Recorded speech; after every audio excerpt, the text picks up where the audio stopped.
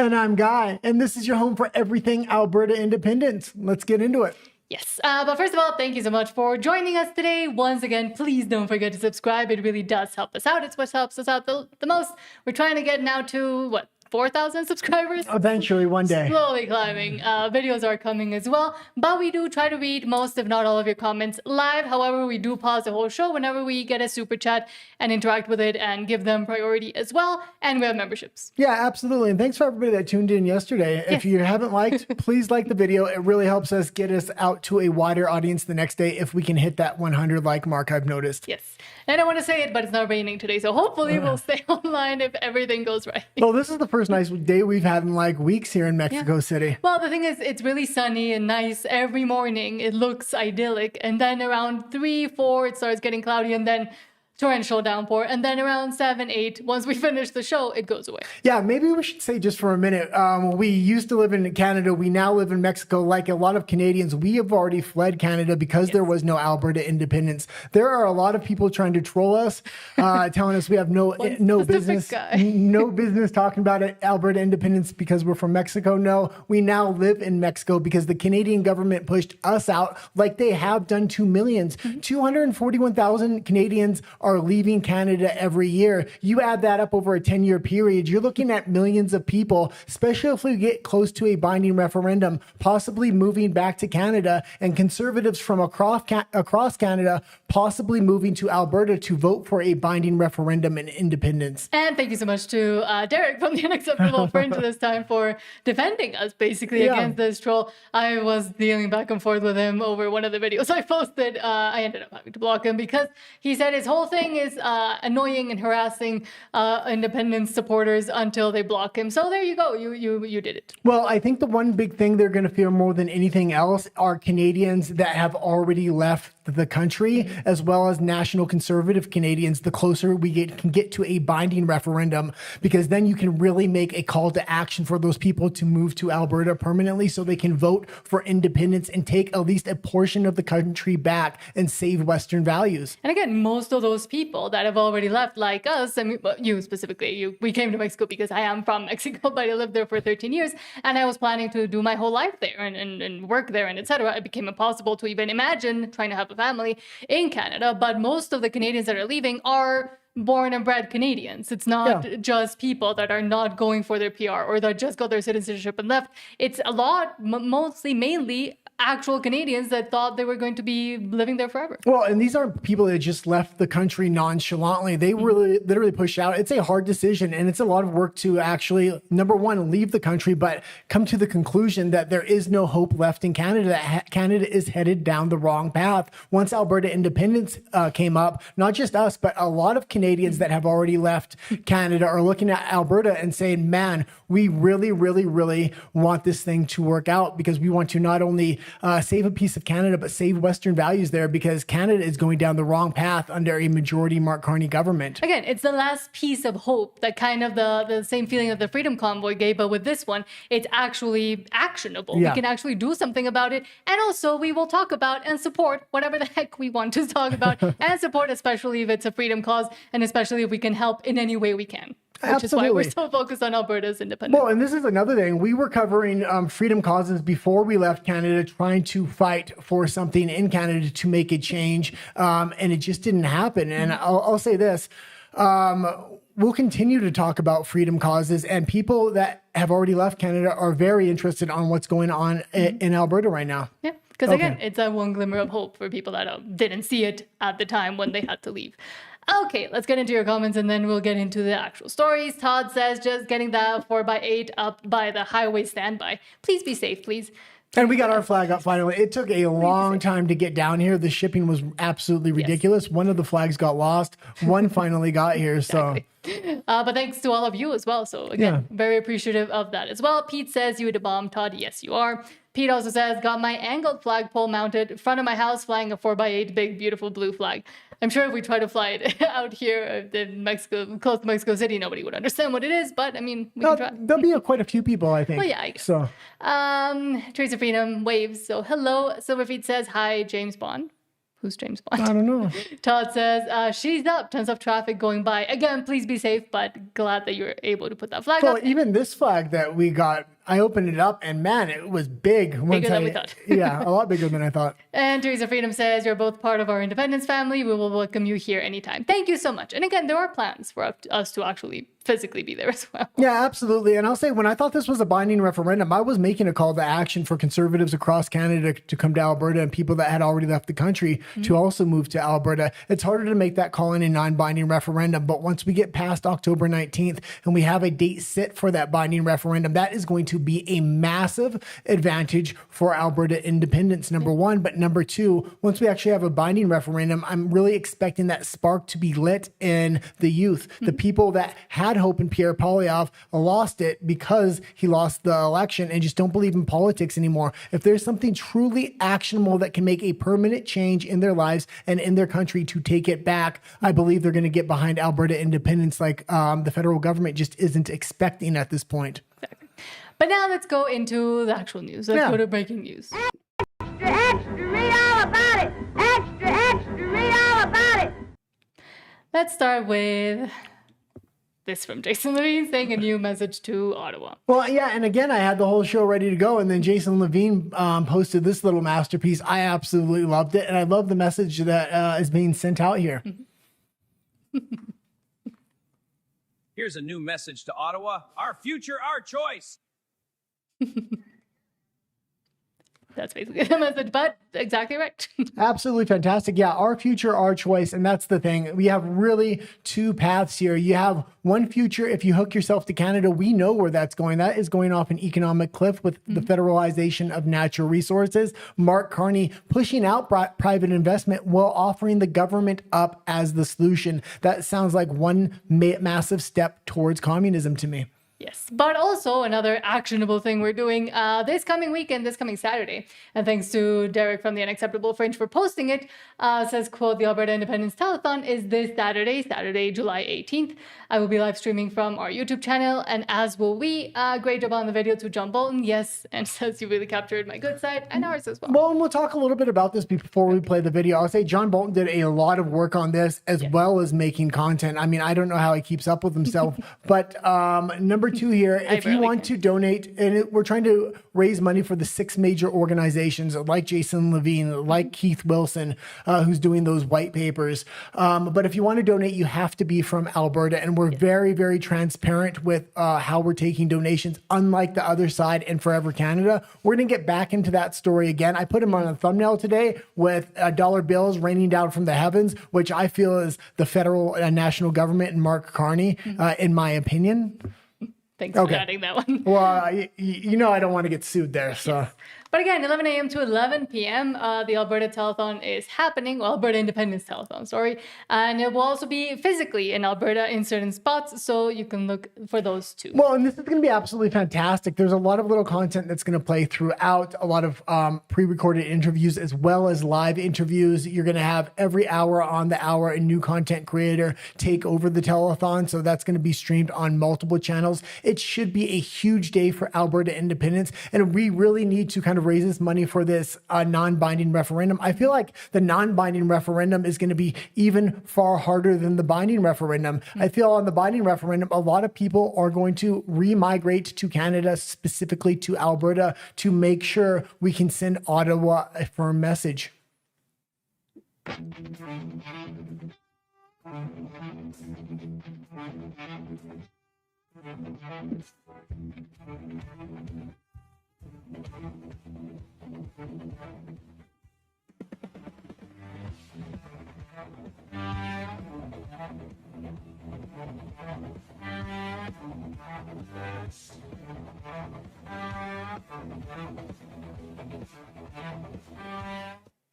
And I will say, if sorry.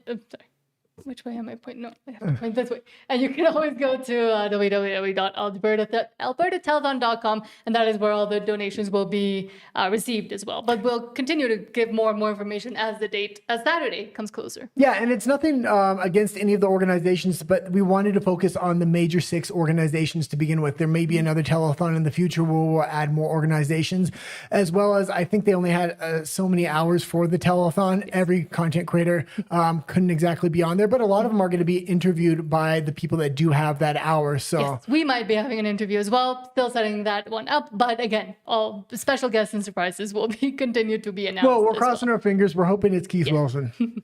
But let's go back to your comments. Rage Against Machine says AI is good for some things. Yes.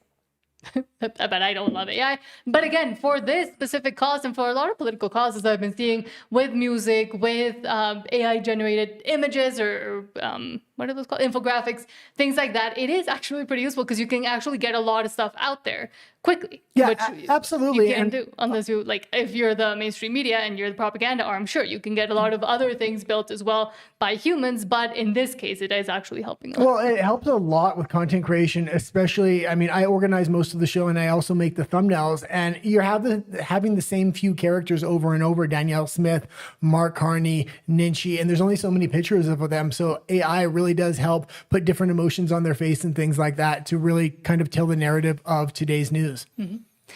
I was going to say something else. That's all right. Oh, that I try not to use AI personally, though, like when I edit and stuff, but because I appreciate the work. Well, it's useful where it's useful, and it's not useful where it's not useful. I'm not completely against it. And then I'm also not completely for it because I do understand that it can take a lot of jobs and there could be serious repercussions from that. This is one of the reasons why Alberta does need its independence, so we can take control of our own destiny, make the decisions for the people, so the people of Alberta can make the decisions for the people of Alberta and not some people in a far off land named Ottawa or the Laurentian elites. True. But now let's go to Alberta Stay Free, speaking of. Yeah. Free home Alberta, where the roots run deep and the money trees grow. And let's start with this from United Alberta Flags saying, quote, campaign buzz, campaign volunteers, campaign signs, campaign swag for sale, campaign speeches, a campaign to persuade Albertans how to vote. Apparently it's not a campaign, though. Elections Alberta says forever. Canadian Thomas Lukaszuk and those working to keep Alberta handcuffed by Ottawa don't have to follow the same referendum financing and disclosure rules imposed on pro-independence campaigns. The rules should be the same for everyone. But hence, Canada is broken. Again, every single thing they do to try to hinder and stop Alberta's independence just goes to prove how important it is for Alberta to be, and Albertans to be independent. Well, and again, we need to continue to call elections Alberta. I think we really have Forever Canada in a spot here. I don't think they wanted to register as a third-party advertiser. And then we kept calling it elections Alberta. Then they registered as a third-party advertiser. Now that they're registered as a third-party advertiser, I think it's mandatory that they show where their funds are coming from. Obviously, they're not right now because they have a bus, volunteers, signs, swag, speeches, you name it. They got it right now. They're the main opposition to Alberta independence is Forever Canada. We want to know where their money's coming from. The only real mechanism we have to get that information from Forever Canada is Elections Alberta. So we do need to continue to email and call them and put pressure on them.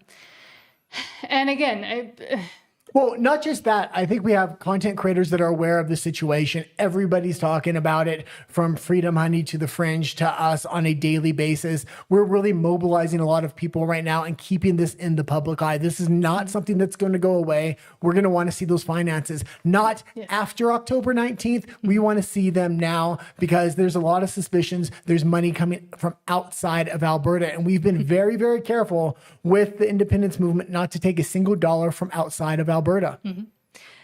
But next, Concerned Canadian says, quote, the Liberals created this environment to wake up Canada before it's too late. But late, I will assume was what was meant. How are the results for you in your life? Are your groceries more affordable? After a year of Mark Carney, are your streets safe? After a year of Mark Carney, have your mortgage payments gone up or down? Is your job more or less secure? What is happening in the results for everyday people, how their cost of living, their bank accounts, their gas and grocery prices are doing after a year of Mark Carney? So I encourage the media to have those conversations with Canadians. Your viewers, listeners, readers, ask how people are actually living and what results they're actually getting in their cost of living and the crime in their communities after a year and a half of Mark Carney. Okay, I apologize if the clip was a little bit low. We did try to turn it up as much as possible. That being said, that could have been an ad for Alberta independence instead of the Conservatives, because he is making all the reasons why Alberta does need its independence. And I've been pondering something over and over in my head, and I've been doing some research about carbon taxes and a lot of these other green taxes going on these pipelines. And what Mark Carney said, he was a better negotiator than Donald Trump. We've obviously seen he's not at this point, and that became obvious with the bridge. But I think he is a better negotiator than Danielle Smith. Danielle Smith is either working with Mark Carney to sell out the economic sovereignty of Alberta, or she's just dumb. One of the two. Either way, she's going to need a leadership review. And I'll kind of explain that for a quick second here.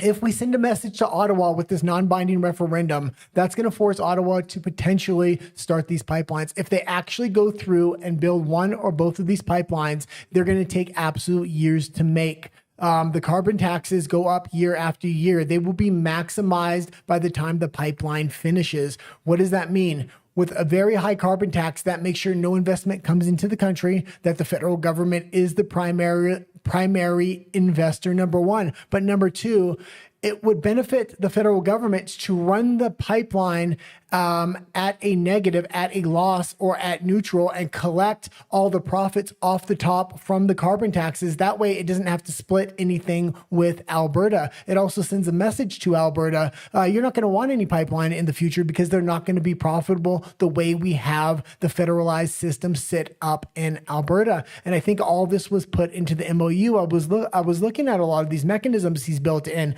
and it's going to be almost impossible for the pipeline to be profitable, but the federal government is still going to get their cut right off of the top. And with PP in particular, I mean, again, he's good at messaging. I mean, he got a bunch of young people to want to vote for him, but in the end, couldn't really get there at the end.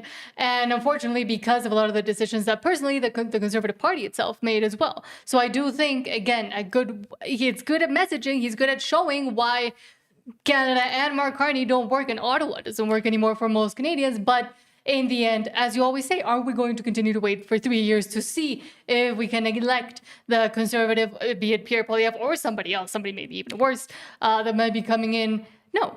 Well, let's not get blinded by pipelines either, because when you read these MOUs from these pipelines, she's literally selling the sovereignty, the economic sovereignty, away from Alberta retroactively on old pipelines. But furthermore, in the future pipeline that a shovel isn't even in the ground with yet, and if there ever comes a pipeline after that, that won't be profitable either, according to these MOUs, for anybody but the federal government. This is absolutely ridiculous. People need to wake up. The non-politically engaged may not be getting this message, and these are really the swing voters that we really need to educate at this point. And which is why we continuously have said that we need to focus not just on the economic issues for Alberta's independence, but also the cultural and everything else that stems from staying in Canada and from continuing to deal with the way that the federal government has been essentially managing the decline of the country for the past 15, I will say, years, not even 10. I would say orchestrating the managed decline of the country. That too. But, and again, not allowing those that are not politically engaged or that might just be on the fence to think that this is all that was needed. So the vote doesn't have to go through, and so Alberta doesn't have to become independent. This is the issue. When you say, well, this is all that is needed, what we have to realize, this is a wolf in sheep's clothing. This MOU signs away future sovereignty economically from Alberta. It is a bad thing. It is not a good thing, especially when it's Mark Carney orchestrating this. He's going to make sure the federal government gets its cut. Alberta gets absolutely nothing from this. And then on top of that, we have all the cultural issues underneath of that. But the non-politically engaged are just seeing a pipeline. And I think Mark Carney is hoping he's going to win the votes through this pipeline. Which is why I think the messaging of no pipelines until after independence is a really good one as well. Because it might get people thinking, well, why not? Isn't that what we all are wishing for? And then you can go on to explain why a current pipeline or a current plan for pipelines within Canada is not a good idea for Alberta. I don't think that's a good messaging. If you say no pipelines until after a vote, that they're going to they're going to think that we're just radicals. You can't say that. You have to pitch it for what it is. You have to have an educational slogan right at the beginning, not after. Now, the educational slogan I was thinking about was sovereignty, not MOUs.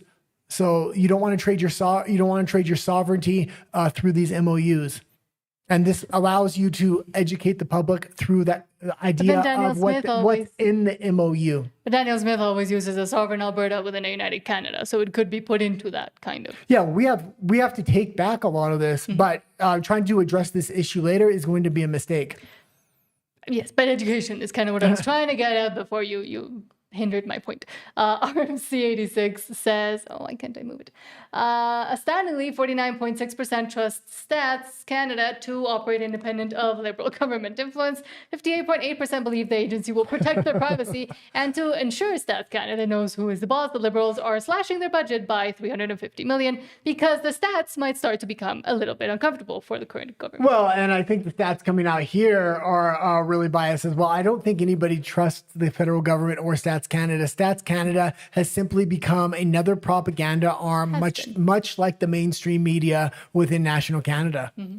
Has been for a while, I would say. Indeed, barely half of those surveyed, or 49.6%, believed Statistics Canada operates independently of political influence, while 25.1% did not believe that. And while nearly 60% trust StatsCan to protect the privacy of personal data it collects through the census and other surveys, nearly 20% did not. This is not a new phenomenon. It's a phenomenon that has been going on as trust towards institutions has been eroding over years. But that erosion of trust means... And why do you think the trust is eroding? Go. You're a little loud there. Sorry. You blew out my eardrum, Nat. Well, because you put the volume up.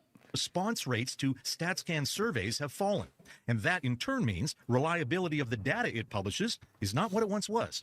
Economists at Desjardins Group recently assessed the quality of data from StatsCan and other countries' data agencies and found a global trend of declining data quality post-pandemic. It's a real challenge to get people to pick up the phone, to speak to someone on the other line, and also the underlying population data swinging all over the place. And yet the Carney government is, in some ways, making things more challenging here in Canada because of its government-wide belt tightening to cut staff and expenses.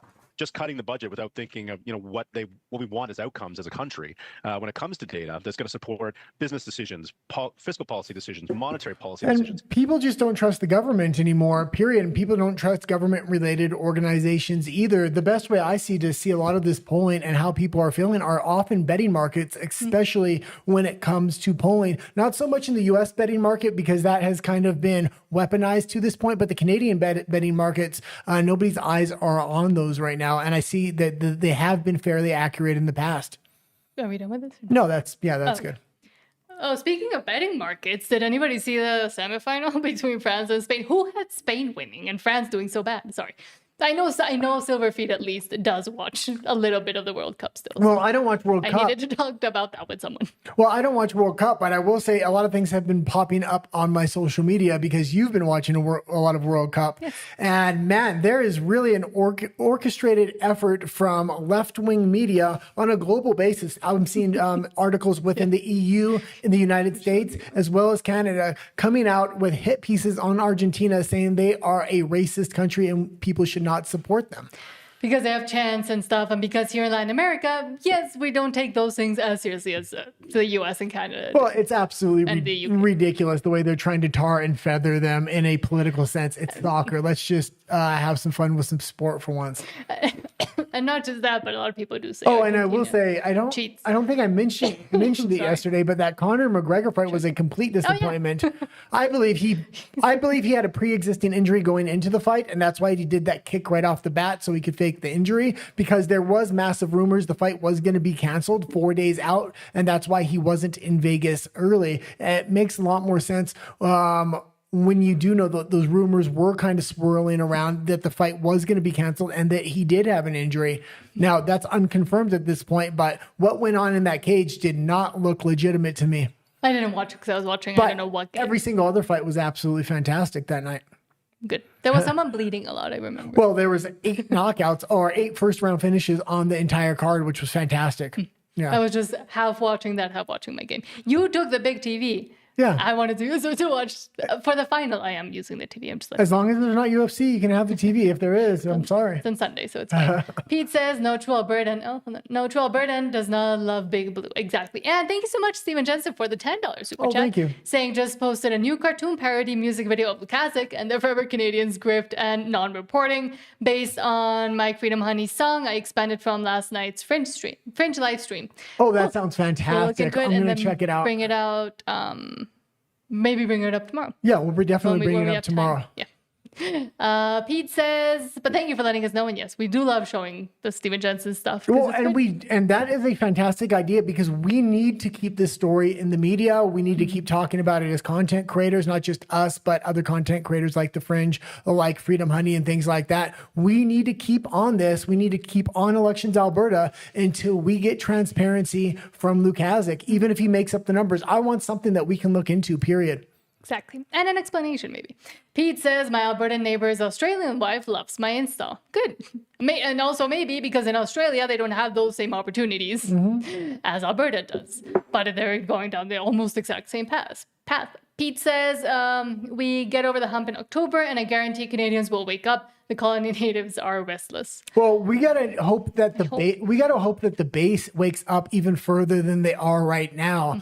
The UCP, every single politician within Canada is just heaping praise. I'm talking from the left, from the right. They're like a uniparty right now, all coming to Alberta, hugging each other and having one big circle jerk with Danielle Smith. It is absolutely ridiculous. We need to have a leadership review on Danielle Smith. We're gonna have to put a strong candidate up so we don't lead way to Aninchi after her. She's signing Alberta's sovereignty away through a pipeline, and people aren't going to realize this until a pipeline is actually constructed and the federal government doesn't split any of the profits with Alberta because they're going to run it at a loss and take the carbon taxes off of the top.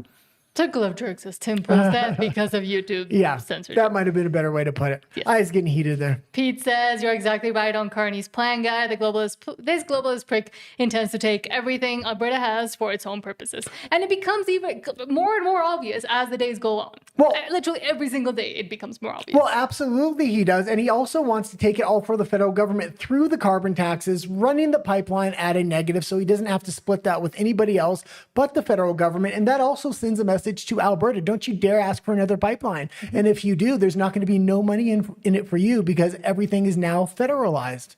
Oh, and I like, this could be a slogan. Pete says, no pipelines under extortionary duress. Exactly. Yeah, absolutely.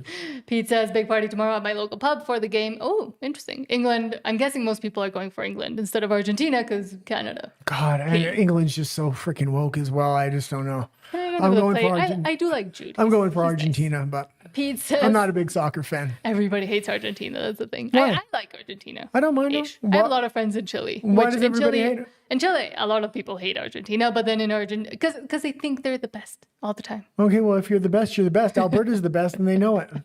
And the rest of Canada knows it too. True. Pete says, Smith has infuriated me, and I let her know. She doesn't give a CRAP or behind. And the thing is, it's not all of Alberta that decides if Danielle Smith stays or goes. It's the UCP, those memberships and the people that actually show up and buy the tickets to vote her out. We're going to really have to have some backbone here. After that non-binding referendum, I think that's going to determine the length of time to that binding referendum. It could be years or it could be months if we decide to actually have a leadership review and get rid of Danielle Smith. Now, herself said, it would be the springtime, but she also earmarked a bunch of obstacles that would come in the way and extend that out to a 2.5 to a 3 year period, which I'm absolutely not for. That would mean we would have to win the American election too, or have somebody in there that's sympathetic to Alberta independence. Steven Jensen says, sorry, it's country music. I tried nine other music styles that just didn't work for the song. That's okay. I mean, Alberta is essentially. Well, and Nat was trying to make some AI music as well, and she was having some trouble. So we know your struggles there. Yes. And nothing came out as good as yours. You're doing fantastic so far. I'll keep trying. But you don't let me because you say I have to edit. Well, I do have to edit because I keep struggling on that first video I need to release today as well. There wasn't a shorts release because I've been focusing on trying to just get that out. It'll be out. A 2.0 says corruption at its finest. Lukaszuk, yes, exactly. Does this says hail. Well, and I wouldn't say corruption at its finest. Like this is just blatant. Not that fine. This is blatant corruption. There's no fineness about it because he's not even trying to hide it at this point. Everybody in Alberta can see what he's doing, and we want the numbers at this point. Miss Toad says, "Guess what, Pierre? It's too late." And I fully agree with that. Yeah, absolutely. Charlotte says, "Direct flights from and Star Pierre." Silverfeet says, I was supporting Spain. I watched La Liga and love their culture of team cohesion. Well, here they finally showed it, but in the rest of the World Cup, Spain wasn't doing that good and France was dominating. And for some reason, I don't know what happened to France, but they forgot what a ball is and how to go after it and how to possess it, at least for more than 10% of the damn game. Celsius Maximus says, left-wing news isn't meant for us. It's just for the left-wing echo chamber. But it is in a way not meant for us, but it is something we have to continuously, and which is the whole almost purpose of this show and how we started, counteract it and essentially just debunk every single thing that comes out. Yeah, and I don't know anymore because conservatives and liberals are both going on mainstream media a lot, and there's certain narratives that are just coming out. They really want Pierre Poilievre gone. Now, although I'm for Alberta independence, for the rest of Canada, they're going to still need a good conservative leader. And who are you going to replace Pierre Poilievre with? A Doug Ford or a Jason Kenney? That would be absolutely ridiculous. Well, it's back to going to the tool. And I'm not a Pierre Poilievre supporter. He does not support independence. I am an independent supporter. That being said, I still want the best for Canada, and I don't see a better leader than Poilievre for the rest of Canada. Currently. I mean, it's going to be Doug Ford or Jason Kenney because they want to really have an outward-facing uniparty at that point to have nobody call out Mark Carney. Back to the times of the tool. But speaking of, actually, let's go to Alberta politics. He doesn't discuss federal politics. He only concerns himself with Alberta's independence. And let's start with this from, where are we? Beautiful Canada says, quote, breaking report, Alberta accounted for close to 80% of all the jobs the national economy created in the past year that they're so proud. According to Statistics Canada, which nobody believes, Alberta added nearly 80,000 jobs in the past 12 months, while all of Canada added 99,000. All the jobs, all the investment, everything is flooding into Alberta, and this is contradictory to what every single politician said in national Canada and inside of Alberta. They say if you bring this to a binding or non-binding referendum, that will mean not a single dollar of investment. I was watching John Bolton, who put a fantastic little montage of all these politicians that say if there's a vote for or a referendum for independence, there won't be any dollars coming in. Not only are there dollars coming in, there are jobs coming in. The economy of Alberta is going in a different direction than Canada. But just because Canada is here and Alberta is here does not mean if Alberta breaks free that we won't be here, because that's exactly where we're going to be. Even with this successful economy of Alberta, it's only this successful when it could be this successful because you have the federal government holding it back. The federal government, I don't know what went on behind the scenes, but it seems like the federal government is now attempting to block U.S. investment from coming into the natural resource sector in Alberta, which is ridiculous. Trying not to sneeze. The lights make me sneeze all the time. Or is it just that? Oh. Well, but again, a $13 billion. Is my camera shaky or no? I'm going to turn off and on my camera. Why don't we go to you for a moment? What's happening? Should we go back to... Oh, we don't have comments right now. Oh, we do. From RUMBLE. Finally, I can see them. Okay. Real Fringe says, Frozen, sorry, says, hello there. Hello there you are, Alberta. We'll stay and fight. Yes. And says, we ain't running anywhere. And Real Fringe says, it's sad that they left instead of fighting the fight.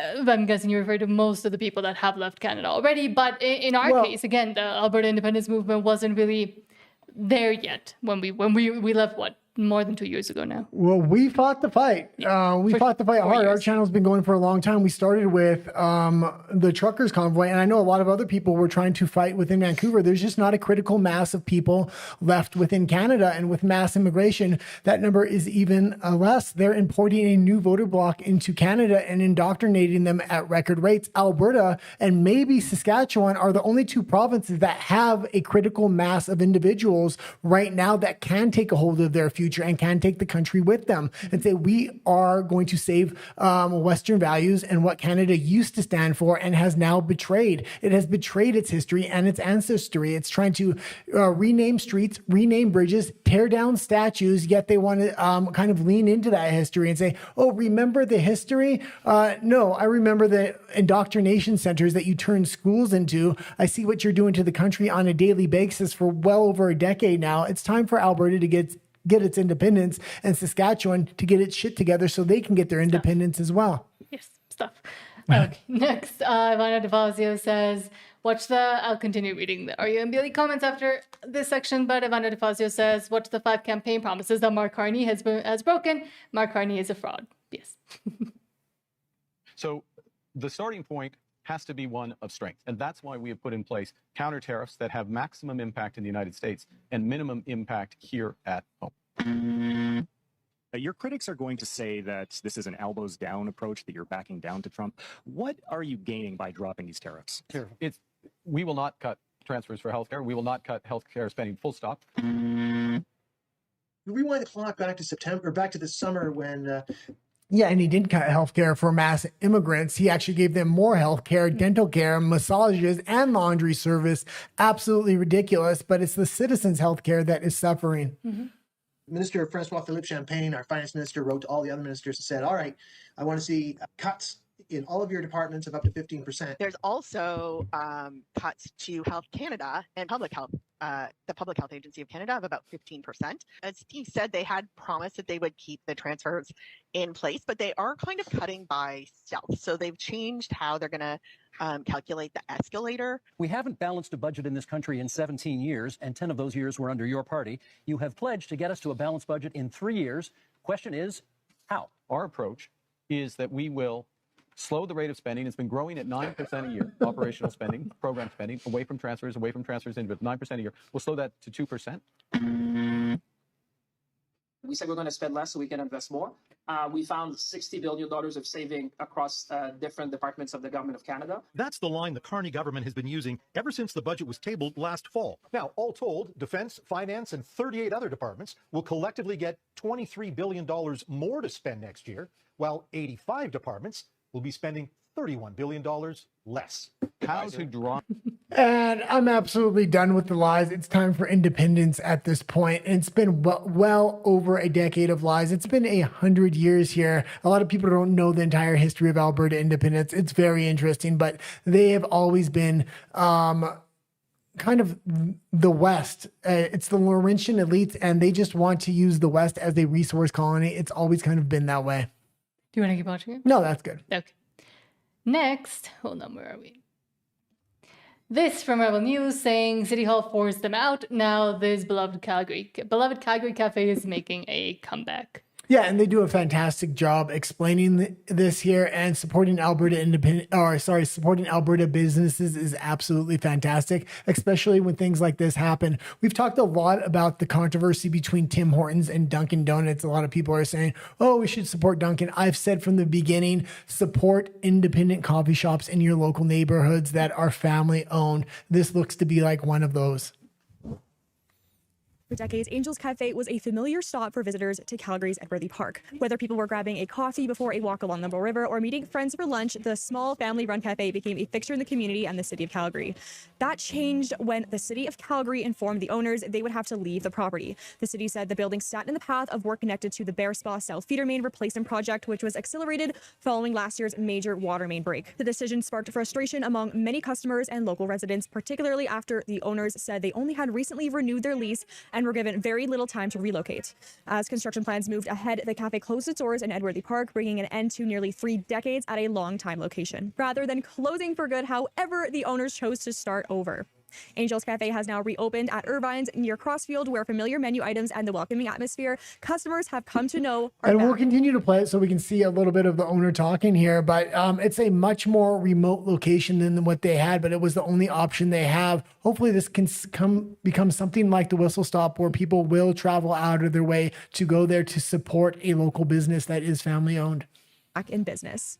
Today, we're visiting the cafe's new home to see how the transition has gone and hear from the owners about the challenges and the blessings of relocating. So can you tell us a bit about what happened with the city of Calgary, more so the chain of events?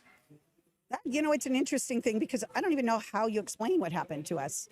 You know, we're a viable, healthy 28-year business serving a community with a much necessary opportunity for the locals. And in a fell of a swoop because of the water situation, it was an opportunity for the city to close our doors and get rid of us. And that's what it felt like. However they see it, we just don't know.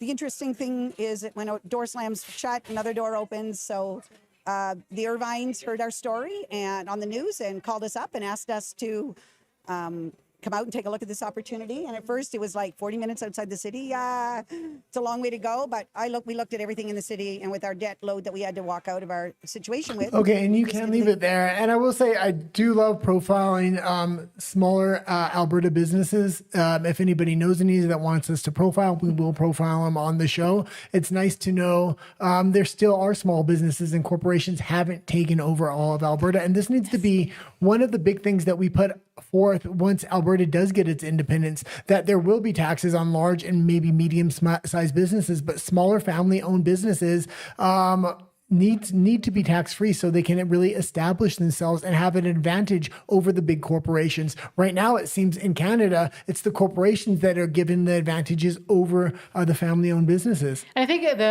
in that specific part of the conversation of what will happen when Alberta gets its independence, the conversation with Bruce Party specifically talking that we had, the interview when he let us interview him, that we had with regarding business and how taxation would work in his constitutional proposal, I think was interesting because, again, it highlights that there's other ways to do it that isn't what we're always used to. Well, natural resource economies that aren't even half as wealthy as Alberta are able to build the infrastructure and have the majority of their taxes off of the natural resource sector, number one. But number two, large and medium businesses. After that, when it comes down to small businesses that are family owned and the citizens, no tax on citizens, and there should be no property taxes on citizens either. Now, that would be different for a corporation, at least in my opinion.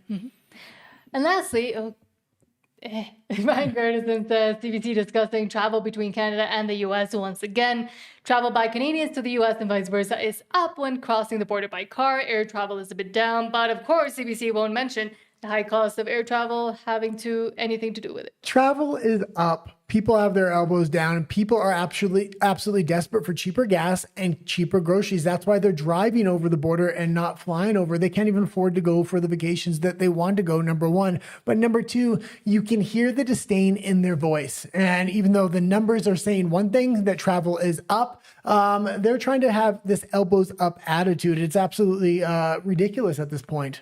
We did see that increase. Okay, let's talk about travel to the U.S. because I'm recalling a very recent campaign out of California. I believe there was one in the U.S. as well, just begging for Canadians to come back. Yeah.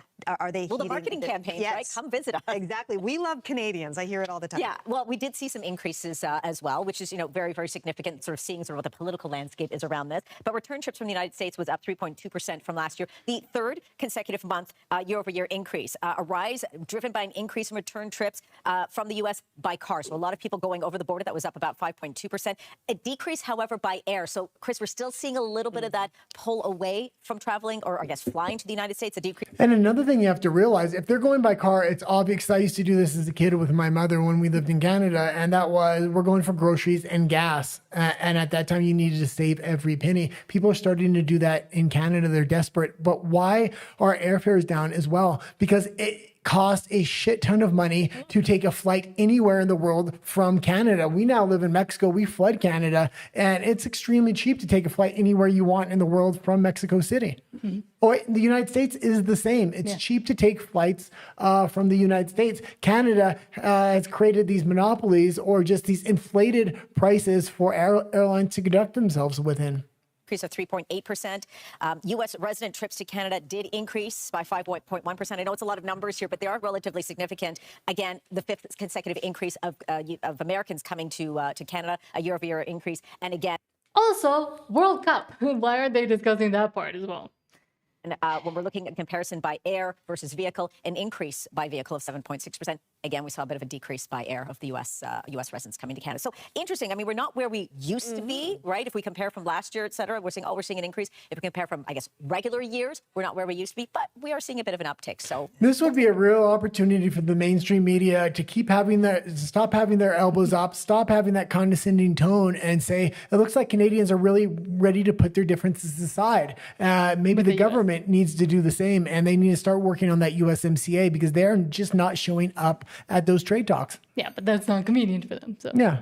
Ann Yazinski asked Stephen Jensen, did you post your song to Discord? And now read the answer. Stephen Jensen says that the camera looked fine to him, so you didn't need to get up and move it. And Yazinski said, Stephen Jensen says yes in the general chat and Discord. And Ann Yazinski says, I will check it out after None and the Guy is over. Thank you. And says, so looking forward to your amazing work. And yeah, we will check it out as well and play it tomorrow probably. Well, and it's an important topic. We need to actually turn the heat up on Lukaszuk at this point and Forever Canada. They're the main opposition and they're playing dirty. And Stephen Jensen says, good to hear. Hope the city compensated them for this, the cafe. Maisel Toad says... Well, and I hope they did too, but it kind of sounded like they didn't because they said they were in a pretty dire financial situation and that's why they had to move outside of the city. But it did look like in those clips that they were having a lot of support. So... Maisel Toad says, agreed, Alberta and Saskatchewan seem to be the only places left in Canada where freedom still lives. The elbows up boomers will never wake up. Well, I think it'll take them too long to wake up before they actually leave this world. And I'm sorry to say it, but it's not going to be there forever if we don't use the critical mass of people that we have right now in this specific time in history to vote for independence. You need to use the leverage that we have and that freedom that has embedded within Saskatchewan individuals as well as Alberta and vote for our independence now, because if we don't, you're going to see mass immigration come into the province and that's going to change the voting demographic. And if this timeline gets pushed too far out to 3-4 years or something like that, a lot of people, I don't know if they're going to stick around. This is why we need to really focus in on getting a binding referendum in a short amount of time after October 19th. And the big mechanism to do that is a leadership review on Danielle Smith, I believe. Casey Willis says, Liberal voters believe wealth takers are the backbone of the Canadian economy. Wealth creators are secondary. And it's the complete opposite, exactly. But that's, again, the very Marxist, socialist, communist way of seeing things, which is why I don't think it'll be as easy to change. Hello Norma, says, been to Angels, new location, lovely on every level, and worth the drive. So thank you for that review. Well, and I seen on the clip, a lot of people might not have noticed, but there was a big blue Alberta flag waving out front, so that was fantastic. And Lori P says, I can't wait to try Angels. Great to hear as well. And same when we go over. Well, that's 2 cafes now, Angels as well as the Whistle Stop. Dollar Robinson says, hi, Nan and the Guy. Hello, says Nenshi and Gondek should be investigated on this ongoing water crisis. And Nenshi is part of the WEF Young Global, well, not young anymore, but Young Global Leaders and WEF Philosophy, One World Government Takeover. Yeah, and again, let's not be scared of Nenshi, and let's just do what has to be done here. I know a lot of people are drinking the Kool-Aid with Danielle Smith. We're going to need a leadership review on her if we really want a binding referendum, because there are going to be a lot of hurdles to get over as long as she is still in power there. That's number one. But number two, the big argument used against the leadership review on Danielle Smith is, this will lead way to the NDP. Not if we have a strong candidate like a Keith Wilson or somebody else that is willing to step up. Yes. Lyra Price, I think, says, Irvine's is a wonderful Western store that hosted signing for the referendum last winter. They have a large customer base. I hope they will support Angels, the ones that took in the cafe. Oh, absolutely fantastic. Good to hear. Okay, now let's go. Let's go to Alberta Personalities. But they need to understand that Albertans are done. We're leaving, and there's no more conversation to be had. I know that's upsetting to people. Let's start with this. This from Antonio tweets saying she's absolutely right. Yeah, and I think this comes back to what we were talking about on the top of the show. Let's let her say it, and then we'll give our takes on it. The Canadian dream is dead. Nobody wants to say this out loud, so I will. You heard me right. The Canadian dream is dead, and the people who built their lives around it are quietly walking away. Record numbers of Canadians are leaving, not for vacation, not for a gap year, but for good. Texas, Florida, Arizona, They're buying homes they can actually afford, and they're keeping more of what they earn. They're starting businesses without watching the government take half before they even get started. I know because I was one of them. 3 years ago, my family left Canada for Florida, and we didn't know anyone. We didn't have a roadmap. We just knew that working harder and still falling behind wasn't the life we wanted to accept anymore. And here's what surprised me the most. Nobody tried to convince us to come back because everyone we talked to was asking how we did it. And you know what Canada's response to all of this was? Silence. Or worse, making you feel like wanting more means you're ungrateful. Like ambition is a character flaw. They need you to believe that staying is loyalty, that comfort is the same as success, that the ceiling on your life is just how things are. But people are... And we'll let her finish here because she's doing an absolutely fantastic job. But this is really what the attitude I hope enough people in Alberta have to break free and get their own independence so they can actually pass something down to their children and their grandchildren and gain something for their own future, because Canada is stifling that en masse. Even though Alberta is the most successful province and a slew of bad provinces, it would be far more successful if it broke free. It could take down the regulations that is stifling them now. We're done buying it. The exodus is real. The lineups at the U.S. consulates are real, and nobody who leaves seems to regret it. So if you've been sitting there wondering whether the life you're living is actually the life you want or just the one you settled for, maybe it's time to ask yourself a harder question. What would your life look like if you stopped waiting for permission? And we'll get into that in a minute, but I see Anne left a super chat there. Yes, 1 second. Let me get to it. Okay. Anya Zinski, thank you so much for the $20 super chat, saying we need to vote independence, take care of Alberta, and then we can support Saskatchewan or any province that needs support. We need to focus on independence for us first, take care of your home family first, then others. Yeah, and I fully agree with that. And especially with what this lady, it's interesting that the super chat came in right after we watched that video, because what she was saying, I think, might be applicable to people outside of Alberta. But for anybody inside of Alberta that is looking to leave towards the US, it's crazy to me that we're not pushing them more towards supporting, number one, supporting Alberta independence, but number two, signing and getting more people to realize by explaining why they plan to leave, but why independence is actually leaving, but with the whole chunk of land with you. See what she just said there? This was literally a campaign that could have been planted within Alberta independence. It's all the same reasons why she left Canada is why Alberta wants its independence at this point. And again, I quote this number a lot, but 241,000 people left last year alone. Over a decade's time, you're looking at millions of people leaving Canada, and they're leaving all for the same reasons. And now we have a critical mass of individuals within Alberta that can actually take the provinces and the values with them. Mm-hmm. Like you have a 1 in a million, I guess, opportunity. And especially for those that were already looking to leave or are already noticing or have already noticed, but maybe don't know much about Alberta's, what the referendum, the non-binding, the binding, what all of that means. Those are also the people we have to capture. And maybe the ones that already left but were from Alberta, also tell them, hey, this actually might be a chance to not have to abandon everything, kind of like a lot of people did have to do from other provinces. Well, a lot of the individuals that left were small business owners and were financially capable of leaving the country. It takes a lot of money to leave a country, and it is a huge decision. It is not easy to do.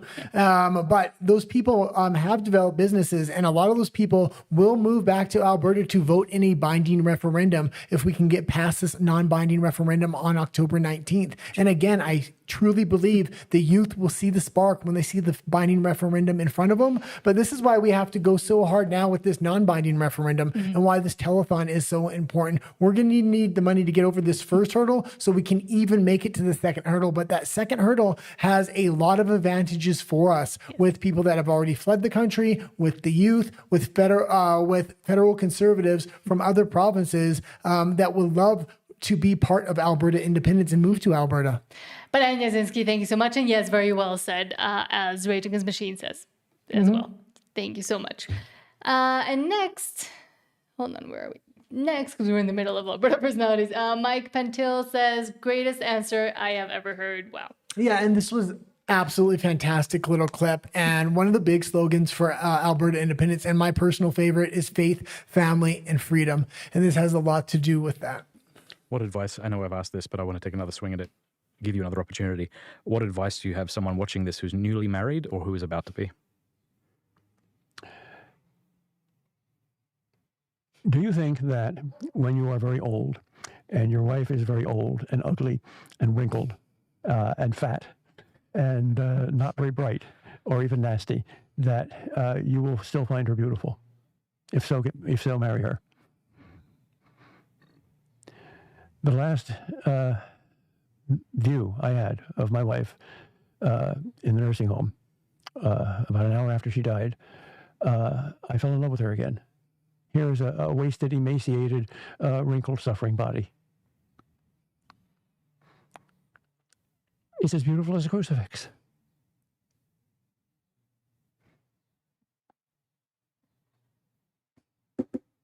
And absolutely fantastic. Actually, did you still have it up? I stopped it there when I watched it. Let's see if he says anything else here. Because that body ain't going to last, but the soul is. So if you don't love her soul, but just love her body, don't get married.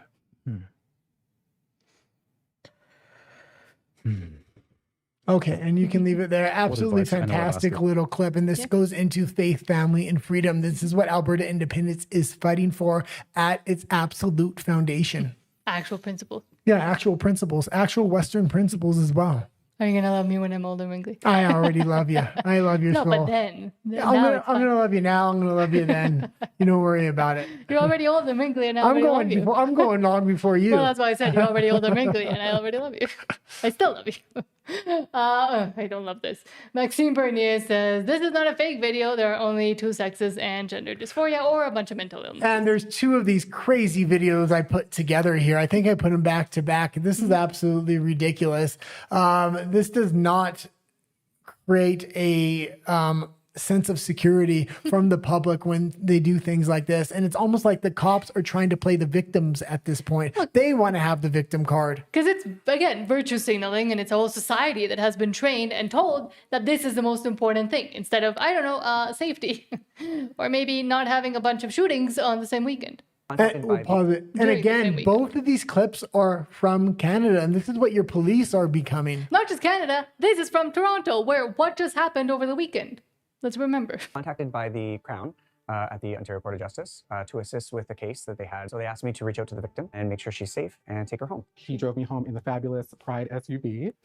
And as he was driving me home, we reached a stoplight, and then an individual in a pickup truck came up to us. A transgender cop car. Look at that. Are you guys cops, or you just identify as cops? That's none of your business, and I'm hands-free, so there's nothing you can do. I'm just asking you a question, Sergeant. You cops, or you identify as cops? I have no idea. That's reality doesn't exist anymore, right? Part of me was shocked, but part of me was not shocked. I am a trans woman. I've been transitioning for 8 years. I get harassed and vilified every day of my life. And it's time for the cops in Canada to start doing their job. Canada is a mess. Let's live political ideology out of it. This is ridiculous.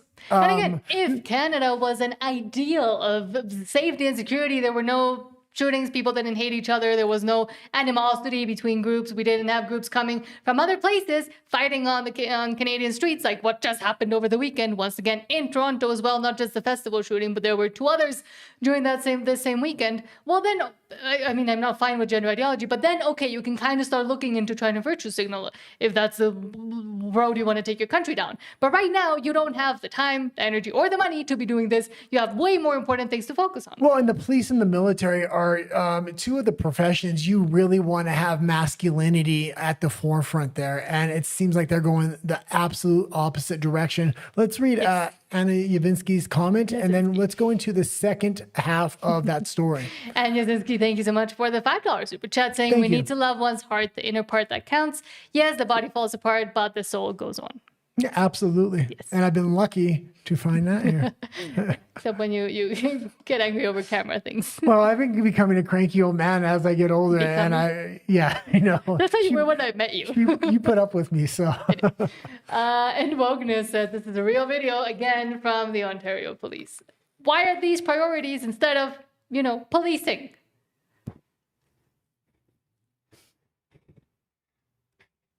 Okay, this is not easy. I've never done this before. I don't wear shoes like this, but on Saturday, June 13th, the Bethesda House in Bowmanville is hosting the Walk a Mile event. It's a fundraiser charity event supporting women and children affected by gender-based violence. And we would love for you to join us at that event, Walk a Mile, Bring a pair of shoes. They've got shoes there as well, and they would love for you to be there. You don't have to have the walk of shame for police officers there, and that goes out across the internet, especially with a lot of things that are going on in Canada. That's not the image we want to project. I understand it's for charity. Still, there should be a certain level of dignity and respect that the police convey. Yeah, especially, otherwise you stop taking it seriously and then start shooting at each other at a salsa festival. Well, and especially when you combine it with the last clip, and we showed dozens of these clips now where it's just police department after police department, especially during Pride Month, they're just doing crazy things that just don't instill confidence in the public. And that's the thing. It's not as you say, instilling security within, like, and a feeling of safety and security within the public, which is what the police should be doing, but also doesn't convey or allow for any respect to be instilled upon the police, and shows that they're not really caring for everybody in the community as they want to claim that to do, but they've been focusing on the things that are completely inconsequential in a lot of ways. Less than 1% of the population, I believe, the LGBTQ, or it's a very, very small percentage of the population, yet they want to harness everything towards them, their advertising campaigns and everything else. Yeah, we can leave it there. Stephen Jensen, thank you so much for the $5 super chat. Said the CCFR has launched an unprecedented class action lawsuit in Saskatchewan on CCFR's YouTube channel. Has huge ramifications for the Liberal government. Oh, fantastic. I'll watch that. Absolutely. I'll watch that tonight. But I've been giving Scott Motley a hard time. And unless he's changed something, I don't like his position of, I'm going to protect your guns. You just have to register them. Once they're registered, you don't have to give them over to the federal government until they pay fair market value, which is absolutely ridiculous. I mean, that's not protecting firearms. That's getting the population prepared to give your firearms away. And he's trying to pitch it as a conservative policy. It absolutely is not. Just like Danielle Smith is trying to pitch these MOUs as she's protecting sovereignty and freedom when she is signing it away at mass. Pete said, thank you so much for the $5 super chat as well. Pete and says, oh no, not super chat. It's where are we? Member comment, sorry. Says, after the Toronto pew pew, I'm going to have to say it that way because I always said the other word too much. CBC immediately called for firearm restrictions. Problem is one of the ones doing the pew-pews was on parole for smuggling said firearms. So yeah, exactly. But again, that's where the priorities lie. And then things like this happen and people wonder, how could this ever happen in Canada? Because Canada is completely distracted with BS like this instead of actually trying to be a country. Okay, where are we? Rage Against Machine says the police are just another political force. And in a way, unfortunately, they've kind of allowed themselves to be hated by a large majority of the public as well. Pete Griswold says, you do not need to crack some eggs to make an omelet. Hopefully we don't give half to Windsor. For what? I'm not sure what we were talking about then. Pete also says, well, it would look like a structured world. And says Alberta needs a Tesla factory to combat Chinese-made Tesla. Yeah, and maybe he's talking about not giving half of the proceeds from the pipeline to the Ottawa government. That being said, I don't think it's up to Alberta. I think she literally signed the profits away to the federal government, not knowing the mechanisms that the federal government can use here. What they're going to use is they're going to increase carbon taxes, put more massive carbon taxes on the top that will take any profits away from the bottom so that pipeline will operate at a non-profit rate, but the government will still take everything off of the top. So it will be it will be profitable for the federal government, but there will be no profits shared with any provinces or things like that. And I think that's how he's looking to structure a lot of these natural resource contracts, and that's how he's looking to sneakily federalize natural resources within Canada and turn it into pure communism at that point. There will be no infrastructure built in Alberta based upon these MOUs, or at least the way that I'm reading them right now. Mm-hmm. Dal Robinson says Jeff had $8.4 million in assets seized while Lukaszuk has not reported any money.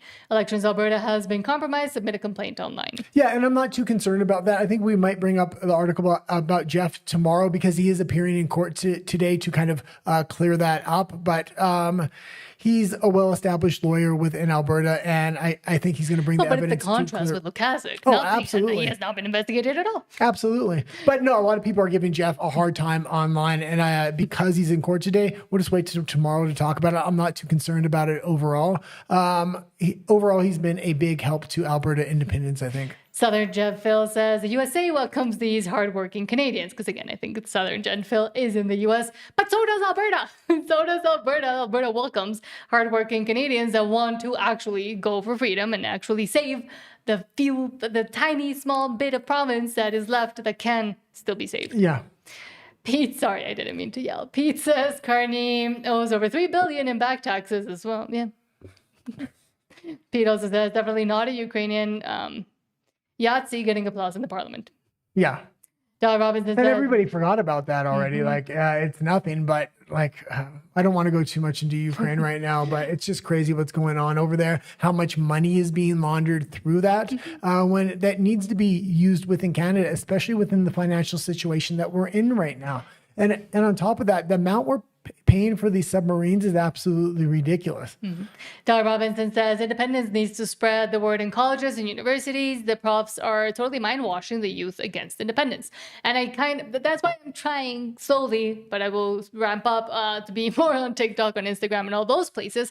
And also when we go up there, I would love to hopefully not get kicked out of a university, but to go and try to talk to where the young people are. Well, it's hard to go into universities. I don't think you can actually really do that because no, but on the periphery. Because you're going to be kicked out. No, we can actually get into the university, and that's what I'm going to kind of go into the next thing. Rebel News is starting a huge organization organized by students in college campuses across Canada to have a Charlie Kirk style organization where you debate within campuses. And because it's students within the campus that are going to organize on each campus, they're going to be allowed to be there, which is going to be, I think, huge overall. And I like the project Rebel News is doing there. Yeah. Philip Vespa says, Maxime Bernier, I'm guessing, talks about issues that Pierre will never touch. That's why I love the PPC. Melissa Lantzman's presence alone injects way too much pride propaganda nonsense into the Conservative Party. I mean, I don't mind it. Fine, go do whatever you want. But again, don't make it the main principal focus of everything you ever do, both within government, within policing, within the military, the alphabet community stuff. Oh, yeah. And the propagandizing of it.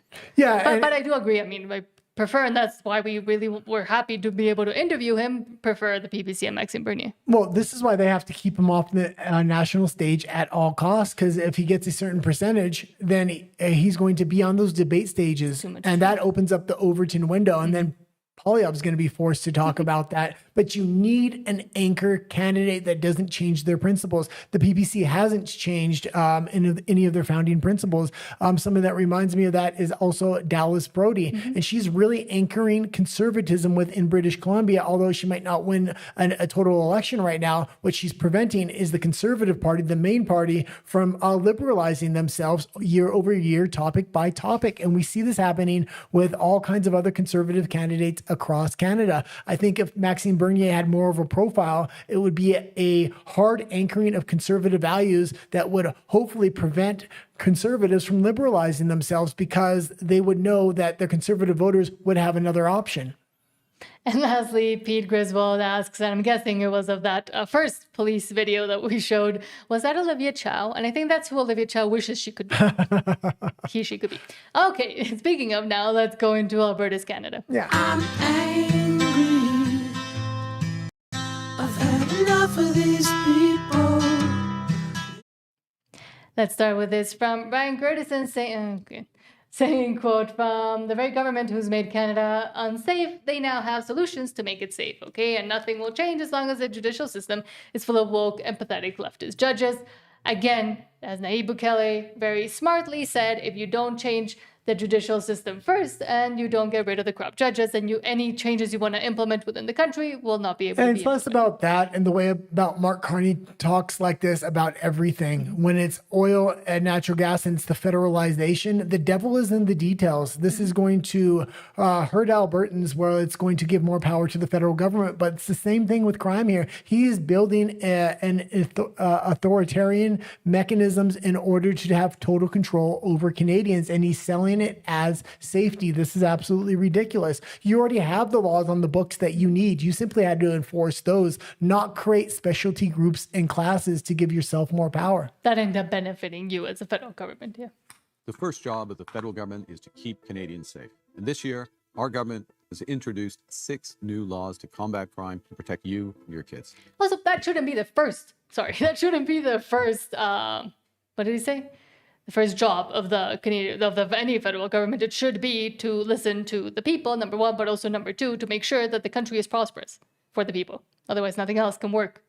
In total, there are more than 80 targets. Well, and I'll disagree a little bit there because Bukele was talking about cleaning up the streets and cleaning up crime should be number one in order to create all the other mechanisms. That being said, Mark Carney, you already have the legislation and the laws that you need. They're already in place. What he's creating now is authoritarian control through all this legislation that he's passing. And he's going to talk a little bit about it here.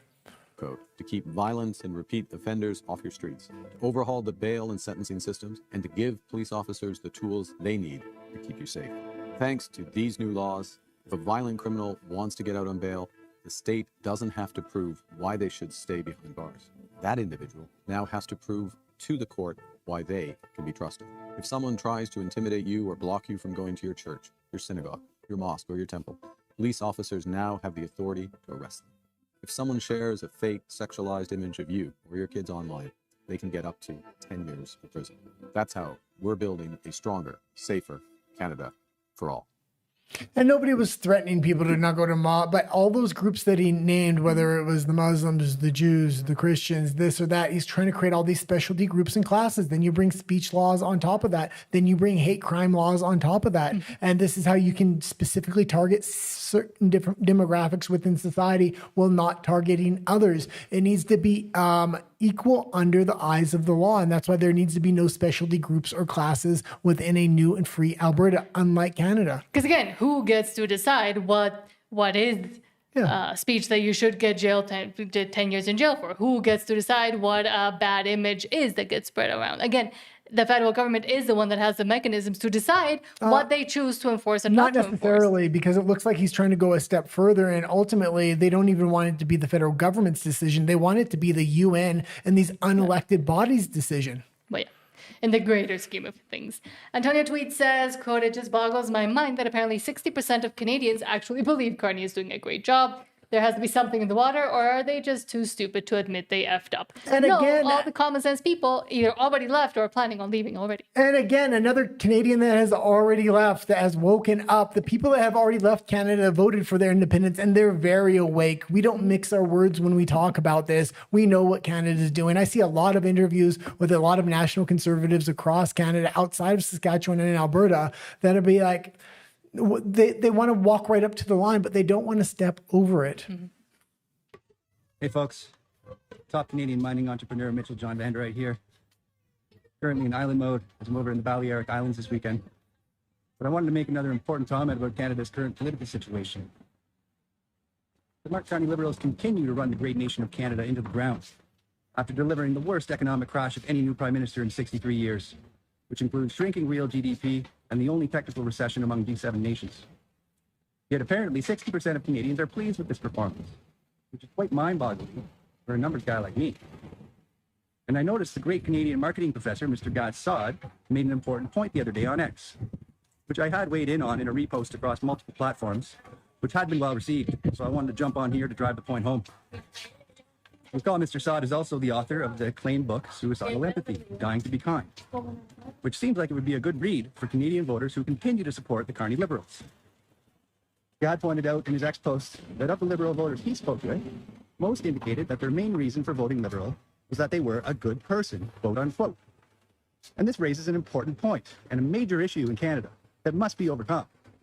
Because I agree with Mr. Saad that many Liberal voters truly believe the Liberals to be the party of compassion. But I don't think that could be further from the truth currently, if you consider what they are doing to the next generations of Canadians. And I'd also say there's another contingent of Liberal voters who know damn well that the current Liberal Party is not compassionate, but they own real estate and seem to believe that the ongoing dwindling purchasing power of their currency, coupled with rising interest rates, is more than offset by the higher value of their real estate, which is false. Canadians must be better educated on both of these fronts. And I will fight until my last drop of blood to make sure they are. Okay, we can leave it there. And I will say, like, Canadians do think they're the good guys, and this is absolutely ridiculous. They're selling out the next generation and the generation after that. And they're marching towards communism, whether they know it or not, because the federal government under a majority Mark Carney is implementing all the mechanisms for a Chinese-style system here. If it takes Alberta to be the bad guy in this situation in order to get its independence, I'm all for being the bad guy in this particular case, because we will be taking back the future for our children and our grandchildren. Again, it took a lot of years and a lot of also propaganda and change of policies to be able to get a lot of people and Canadians to that point. But now it is very hard to actually get them to see what is really being done, because once you have a feeling and an idea that feeling creates, it's very hard to get it out of your head. It's very hard to counter program someone that thinks they're being good, because it's harder to tell them, no, you're not. And then having them listen with that cognitive dissonance that is already in their minds to fact and reality, because they're like, no, but I'm still the good guy and you're the bad ones. So they'll never really fully listen. Well, is it worth trading your future away just to be the good guy here? I don't think so. And you're not only trading your future, but your grandchildren's and your children's future away. And that actually makes you the bad guy. Yeah, that's crazy. Stephen Jensen said, because you won't give everything to mass immigration and everything else the crazy federal government wants to go down. Mm-hmm. But now back to your comments. Stephen Jensen says it's firearm owners versus the government of Canada, not Scott Moe. Read that again. It's firearm owners versus the government of Canada, not Scott Moe against firearm owners. Yeah, absolutely. I mean, it's obvious what the federal government is doing, but what I've been following Scott Moe as well as some other premiers when they come out with these policies saying they're protecting guns, and it doesn't necessarily think like it. I do have to watch the clip that you said, because I don't know what's going on in that particular context that he was bringing up. Todd says, signs up, great, looks great. Says, a bit far back, but very noticeable, matches the beautiful acreage yard. Great. And hold on. Where are we? Let me move on. Where are we? No. Okay, let me go to the other comment. Let's go to Alberta in the world, because Hold we on. do have... Pete says, I don't know how hard it is to explain to the smallest percentage in society, because the most problems from government to general population to minorities. Okay, let's go into Alberta in the world if we can, just because we have a conference call after this. Yes, fine. Let's go to Alberta and the world, and then we'll go back into your comments.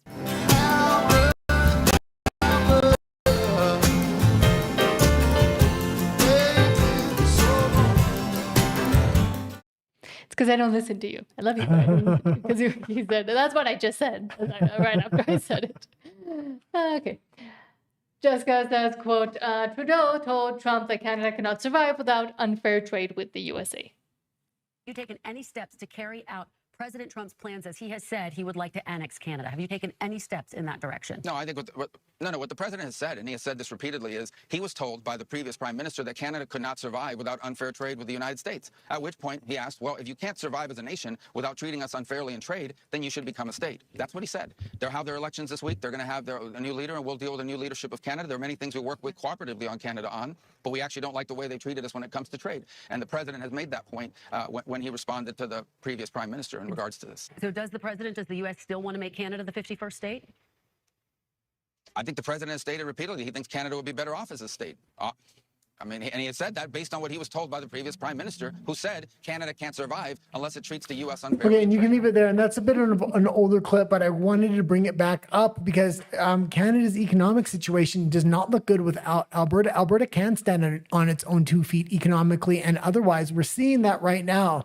When all these Canadian politicians said not a single dollar will come into Alberta. Well, 80,000 jobs, as well as $13 billion of investment from one company alone, as well as the federal government wanting to invest in what seems like to be one single province there. Things are flowing, but the rest of Canada may become the 51st state because they can't stand on their own 2 feet at this point. The only way to really shake them awake might be for Alberta to actually leave, so they actually start investing in their own economic future. They have all the natural resources they need right under their feet. It's not just Alberta, but Alberta has been the one province that has invested in that future. They have a bunch of stuff under their feet, and they've just decided not to use it. No, Quebec is actually developing a lot of it. No, but for a long time they weren't. Quebec is developing it, and Quebec's strategy, the more I look into it, it's very interesting because they want to keep a lot of things under the books, and it looks like they have been trying to prepare for independence and things like that. There's a lot of mining and a lot of other things. In that case, I guess it's good. Next, Marian Nufel says after VW announced it was slashing 100,000 jobs and with the German economy facing a deepening recession crisis, people are asking the obvious question, how can the government afford to give Ukraine money while its own economy is dying? And this isn't just Germany. This is Canada. Canada is the #1 country per capita to donate to Ukraine. It's tens of billions of dollars. Absolutely ridiculous at this point.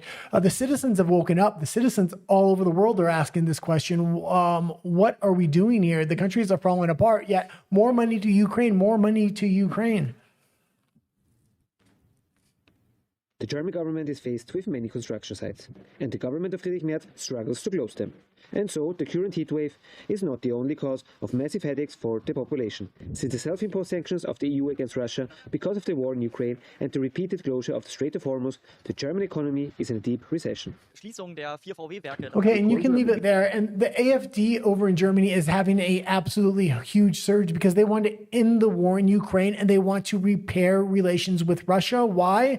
Because they want cheap energy to rebuild their manufacturing sector, which absolutely hollowed out because energy prices have been high for years now. Most of that manufacturing has hollowed out to the United States. In order to rebuild that, they're going to need cheap energy. The people and the AfD understand what needs to be done in order to have the good of their country put first. Which is why, similar to what's happening with Alberta and the existential crisis independence brings for the rest of Canada and the reliance Canada has on Alberta, very similar to the political parties elsewhere all over the world that are willing to talk about what's wrong and how they want to fix it, sometimes drastically and sometimes talking with the truth that is uncomfortable for a lot of people, but which is why they're an existential threat and why they're so hated amongst those that still try to retain the control they have. Yeah. That was very... I know, I was thinking, yeah, okay. Hopefully somebody understood me. Marian Nufel says a private sometimes jet... you just start talking and I don't understand it. I had a point. I'm pretty sure there was a point in there. Marian Nufel says the private jet is at the center of cross-border cartel mystery. A luxury private plane lands in the U.S. carrying a Chicago drug mover abouter and an alleged cartel figure. And now American and Mexican officials are openly clashing about what's really happening. Yes, it's a big story. And they'll talk a lot in here about how Claudia Sheinbaum's trying to put up resistance. That's not the case at all. She's in complete cooperation with the United States, militarily, on the border, economically, and otherwise. Trump allows her to kind of talk to her base because she is extremely far left. But behind the scenes, she is in complete cooperation. And that's why trade negotiations have been going well. But with this... with the United States and Mexico. And with this specific plane thing, the U.S. is kind of cooking Mexico and saying, you got to continue to cooperate because if not, you know what's going to happen. In late July 2024, El Chapo's son, Joaquin Guzman Lopez, got off a plane in the southwestern U.S. after a short mystery flight from Mexico.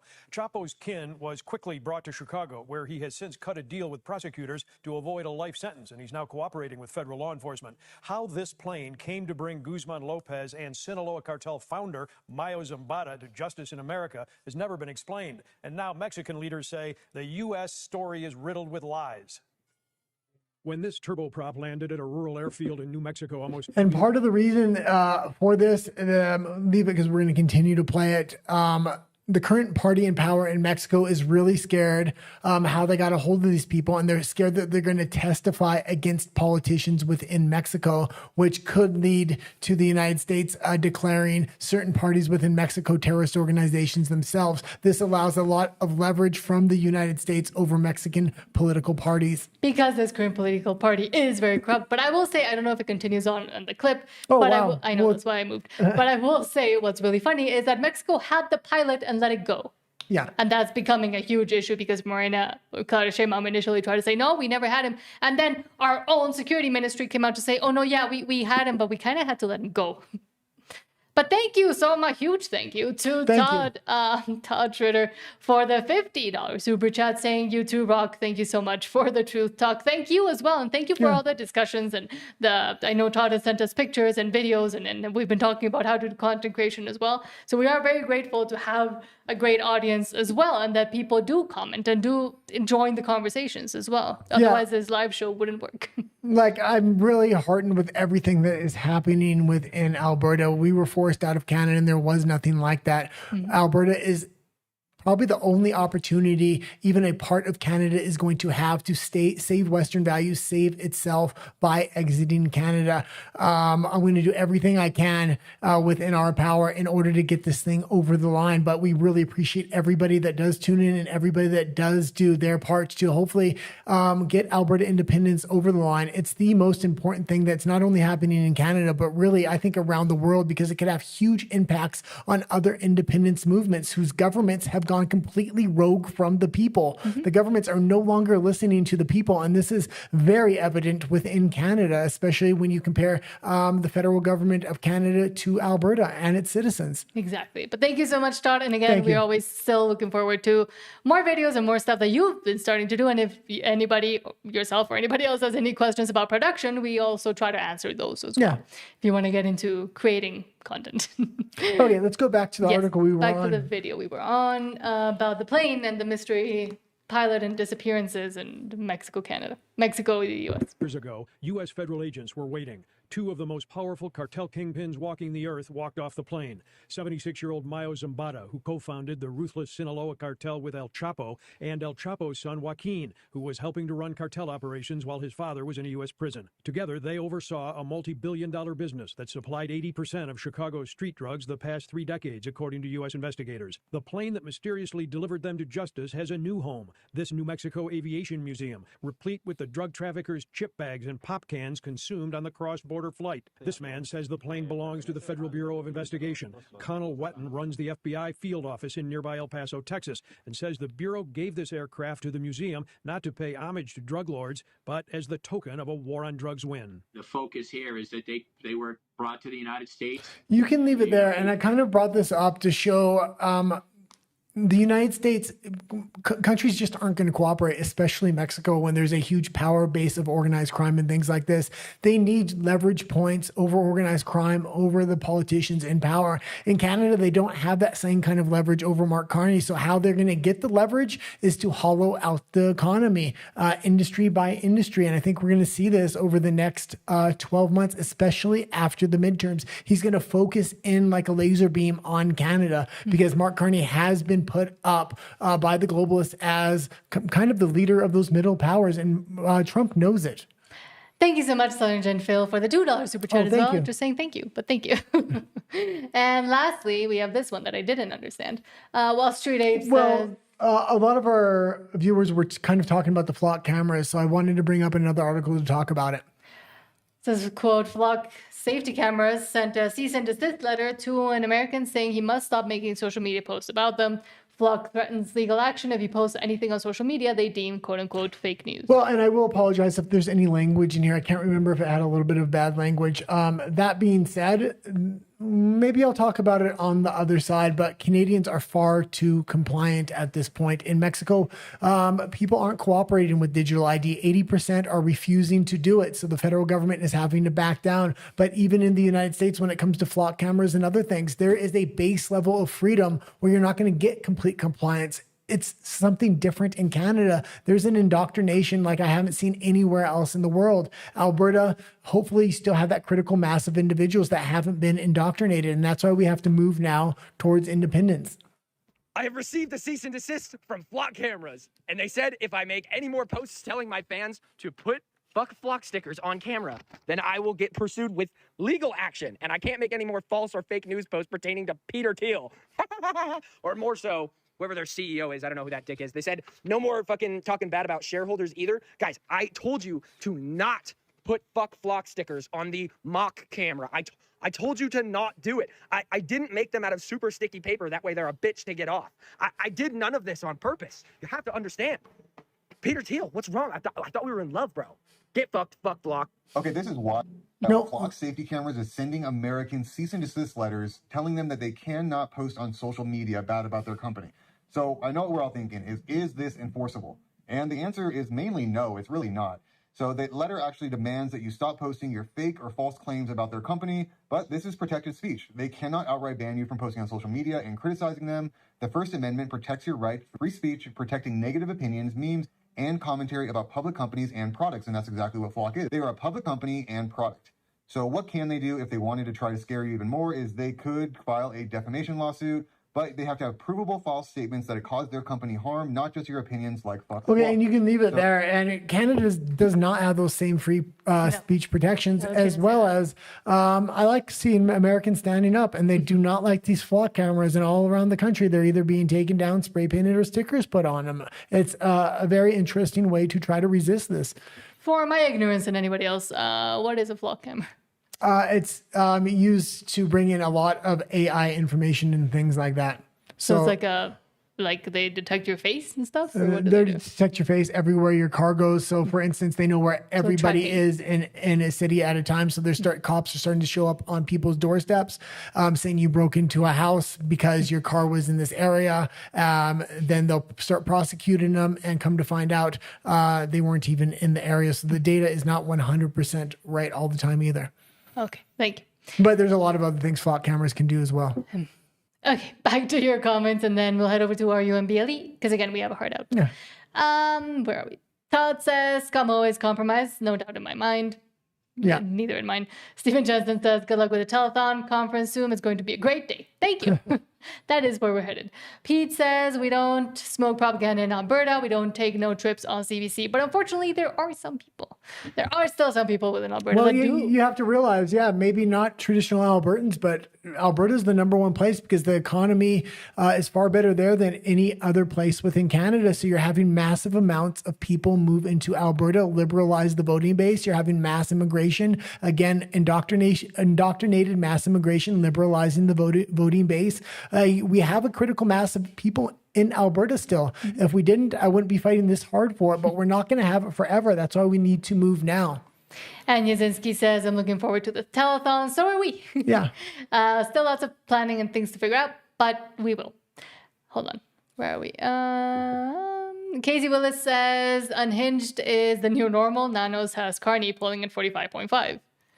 Yeah, and like I've said, and we showed it today on the show, but if you look at the statistics, it's 241,000 people leaving Canada every single year after year after year after year. You've hollowed, most of those are conservatives because they're fed up with the politics of Canada. And you've lost the critical mass of individuals I think you need for a federal election at this point. And having Pierre Poilievre said, just vote harder, wait 3 more years, when he may have already lost the critical mass of individuals he needs is absolutely ridiculous, especially when there's a movement that mirrors all of his same first principles, but is run by the citizens of Alberta for independence, and he's directly against it. Mm-hmm.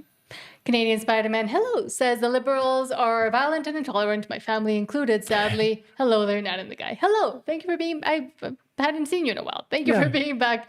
I think you were on vacation, because I read somebody said, welcome back from vacation.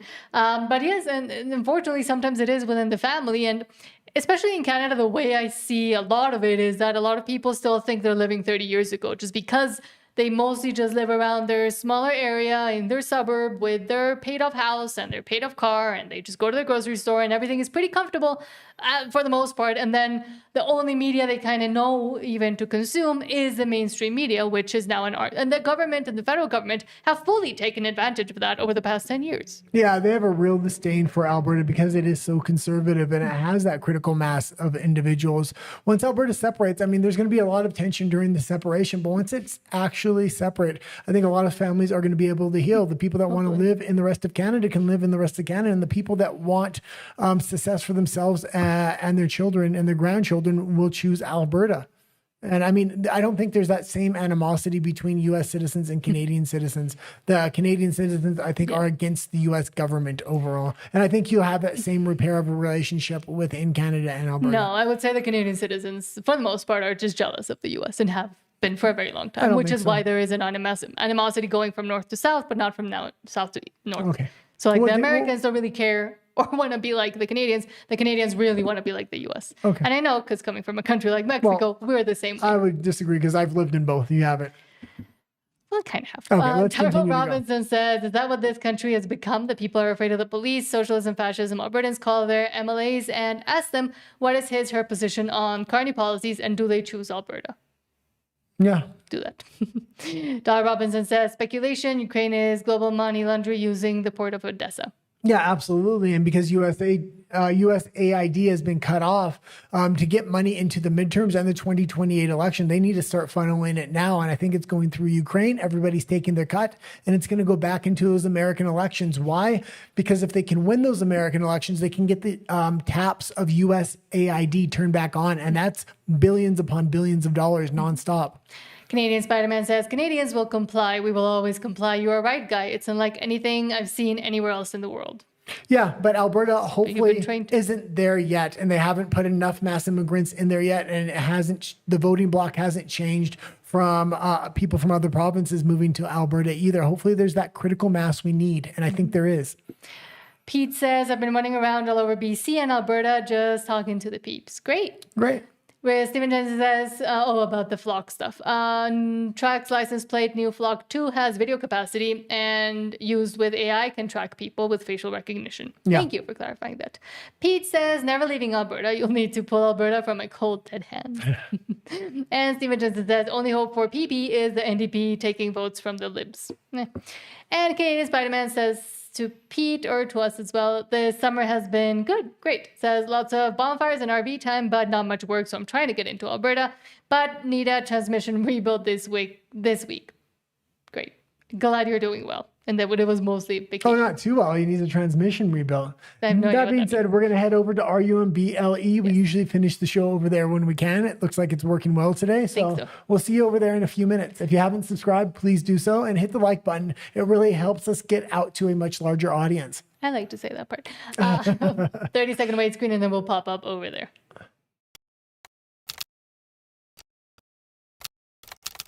Let's get ready to